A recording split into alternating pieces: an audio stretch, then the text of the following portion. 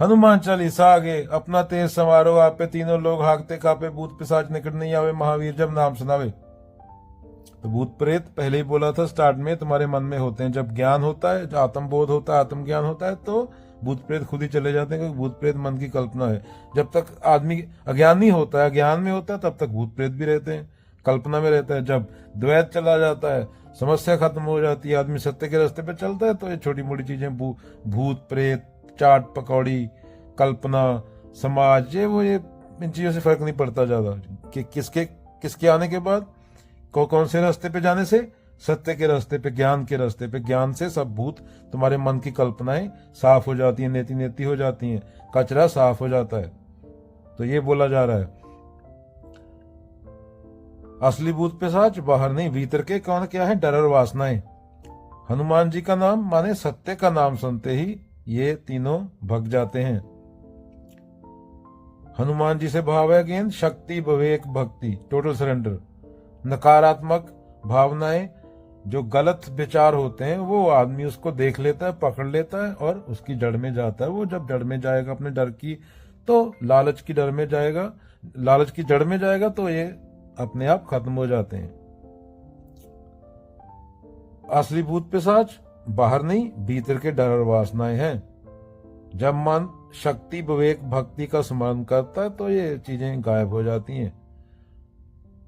हनुमान आत्मा की उस शक्ति का प्रतीक है जो हर डर और हर बंधन को समाप्त कर देती है। तुम सोचते हो भूत बाहर है, क्या तुम सोचते हो भूत बाहर है? असली भूत तुम्हारे भीतर है। लोभ, ईर्ष्या, आलस, कामना, डर, अटैचमेंट, डिजायर, ये सब इंग्लिश में बोल लो, हिंदी में बोल लो। तो हनुमान का नाम लेना मतलब है साहस और भक्ति को जगाना, बोध को जगाना। जैसे ही साहस उठा, मोह और डर वैसे ही भाग गए। तो गुरुद्वारों, मंदिरों, मस्जिदों की जरूरत नहीं पड़ती। ज्यों तिलमा ही तेल है, ज्यों चकमक में आग, तेरा साईं तुझ में, जाग सके तो जाग। पानी में मीन प्यासी रे, मोह सुनसुनावे हासी रे। हनुमान कोई बाहरी ताकत नहीं, बल्कि तुम्हारे भीतर का क्या है, विवेक और साहस। अंधेरे का डर, मान लो एक बच्चा अंधेरे में कहता है मुझे डर लग रहा है, तो बंदा उसको बताता है हनुमान जी का नाम लो। बच्चा जैसे ही नाम लेता है, डर भाग जाता है। मतलब क्या, वो संकेतक बात है।